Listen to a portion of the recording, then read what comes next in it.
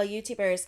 This is Anonymous T. Hope you're having an amazing day today. Today I wanted to review a new Netflix miniseries called Stay Close that just, I think, came out about a day or two ago or so. And it's pretty interesting. It's like a murder mystery missing persons type of series. And it follows the lives basically of like three people in particular who are all intertwined because of this anniversary of when this person went missing 17 years ago. So, first, the detective is intertwined because he's somehow connected to the original case. And coincidentally, there was a new missing persons case of about a high school guy who went missing this April 16th day, which was the same day that the Stewart person went missing 17 years ago. And so they're trying to find the connection, and they give the detectives this picture of their son wearing this necklace as like an identifier of how it could be, something he always wore when he was around. And then the next person they follow is this photographer who was like weirdly mugged the same day of the anniversary and ended up getting a new um, camera that was given to him by somebody. And he somehow is interconnected to the people as well. He has like an old photo album featuring the other characters that are a part of this series from back then, from back 17 years ago. He's up here going back to the crime scene where there's blood and all this and that because he got tipped off by some type of footage of somebody running in that same woods where the Stewart person, was last seen or allegedly went missing at. And then we get into the soccer mom, and, she's like in this family. And at first I thought it was her husband and kids, but it sounds like they were longtime couple for 17 years that never got married and are finally getting married. So it shows her, having like an engagement party. It shows her interacting with her kids. And then we start to see little flashbacks because when she gets back from her engagement party, somebody leaves a card and a bottle of wine at the door that says Cassie on the envelope. And we were introduced to her as Megan. So immediately we know that she is hiding her identity and is in a totally new town, living a totally different life. And that could be the reason that it's taken her so long to finally legally marry somebody, because she's not who she says she is. So then the next day, one of her daughters has like a tennis match, and she sees this lady that looks extremely familiar to her. And, they meet in the bathroom, and she says, "We can't talk here." And so then, the lady basically tells her that there's some intel regarding this case with Stewart. And so then that kind of sends Megan, aka Cassie, on this frenzy, and she starts looking up the old case on her laptop. She starts going to, where the old crime scene was, where it shows her in a flashback running away and it looking like the guy was, murdered or something to that effect. And then she looks up the house that he used to live in. And for whatever reason, she goes and looks at this house because the house was for sale. And she's like literally snooping around the house. And then, of course, a lady, kind of peeks through the window and sees this like weird lady creeping around her home, and then ends up letting her in and to tour the house. But then she tells on herself because, the lady's up here talking about how her husband's away. It's time to sell the house since the kids are grown. They're about to go off to college. And, he's been away for a long time. And then Meg, aka Cassie, goes, "Yeah, 17 years." And the wife is like, "Well, wait a minute. I never said 17 years." And then Megan slash Cassie like runs out of the house after that. And I'm like, "Girl, what are you doing? Like, you're so frantic." So I don't know if she was having an affair with this guy. I don't know if this Stewart guy was a pimp on the side with the strippers and everything else. Like, I have no idea. But Megan is in a full panic, and essentially was going to find her old lawyer that represents strippers and hookers.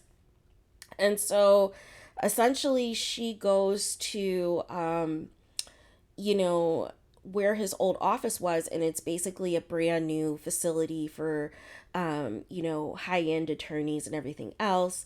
And so, who Meg runs into, she tells this lady all about this old lawyer, and the girls cracking jokes that he used to represent the strippers and prostitutes and everything else, but she was able to provide a current address of where he moved to since he was doing everything pro bono. So Meg slash Cassie goes to this abandoned place, and it looks very shady. It looks very sketch, but it says the name Harry on there, which was the former attorney. And so she knocks on the door. Some sketchy guy answers and asks her like why she's there. She says she's there for the attorney, and he asks her for her name. She says Cassie, and the whole thing's sketch. Like, and she's like, okay, so where is he? And the guy tells her upstairs, but he's like creepily following her. He looks like bad news. So finally, when Meg slash Cassie makes it to the top, she sees Harry, and he looks like he just basically is on a bender, just did some drugs or whatever, just shot up something, and he's completely out of it. She's up here asking about Stewart, asking all these questions, and Harry really isn't that responsive because he's high and completely, in the zone and out of the zone. And, the sketch guy is like, okay, that's enough. You can leave. And then as soon as Meg slash Cassie gets downstairs, there's another sketch guy. And they're like, well, you need to give us your ring and necklace before you leave. And she's like, no. So then they get into it and try to rob her and try to like yank off her necklace, yank off her ring and everything else. And so then, as she's about to leave, because she's like, I'm not about to have you guys keep my stuff. And then it was kind of like a flicker went into her eyes, like, and then they started to play this music as if like she's a killer and was having like a flashback to like her killing days or something. Next thing I know, she grabs this object, hits one of the guys in the head that falls down, smashes another guy into, some type of bookcase or whatever, and tries to knock these guys out so that she can get to her missing ring and necklace and get out of there. And I was like, girl, what are you doing? Are you not thinking about fingerprints or DNA or anything? Like, what, girl? And so, she makes it out of there.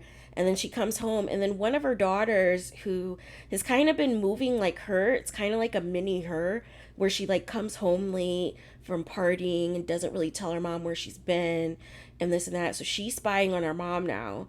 And we can see on her neck like either there's some blood splatter or like some type of bruising or whatever to indicate she was in some type of tussle. And as she's like walking back into the house, and then Meg slash Cassie, she's like trying on her wedding gown, this and that, but then she's having flashbacks because she sees her old blonde wig that she used to wear when she was doing her stripping or whatever she was doing. And and then there was also another flashback earlier in the episode with her in this blonde wig where it looked like her and the Stewart guy, he was like hitting her or something. So I don't know if they were having an affair or if he was her pimp or like what the situation was. And then we also see a shot to the lady who saw her earlier at the tennis match. She runs some type of nightclub as well. And so she's like looking at the different cameras and sees somebody who resembles Meg slash Cassie as well. So I'm not sure if that was like current state that she's like visiting this club to talk to her or like what the tea is on that. And then the very end of the episode, it shows the daughter, Meg slash Cassie's daughter, with the necklace on that we saw earlier in the episode of the missing son that's missing. So all this happened in the first episode, and the suspicions are that potentially Meg slash Cassie's daughter is a killer or might have killed, the missing son. And then potentially Meg is slash Cassie is the murderer of the Stewart missing guy from 17 years ago. Then somehow the detective is intertwined because he slept with the widow or the wife of the missing person at some point, well, after the investigation concluded or they gave up on the investigation. And then I'm still trying to figure out about the photographer. It sounds like the photographer and Meg slash Cassie might have been in a relationship, it looks like, because he had like shorter hair. So that's kind of the vibe that I was getting. Um, was the photographer and Meg slash Cassie used to be a thing. And so I guess we're going to see what happens. This show definitely, as far as if you should see it or skip it, I think it's very intriguing. I think you definitely should see it if you have an opportunity to, if you have some time, if you're bored, if you're looking for something to watch on Netflix. It's very, I love like these types of shows that kind of leave you on a cliffhanger, that give you like bits and pieces of the past and present, and then you have to try to figure out from the limited information you're provided, okay, who's innocent, who's guilty, who are they trying to throw you off of. So I love shows like that. So I'll continue to review this show, and you guys can let me know what you think. If it's your first time viewing my channel, thank you so much and welcome. Hope you guys come back another time. If you guys have been back multiple times, thank you so much for your continued support. Do not forget to like, comment, and subscribe. Happy New Year. Hit the notification bell so you're notified anytime I post new content. And have an amazing day. I will talk to you guys again very soon.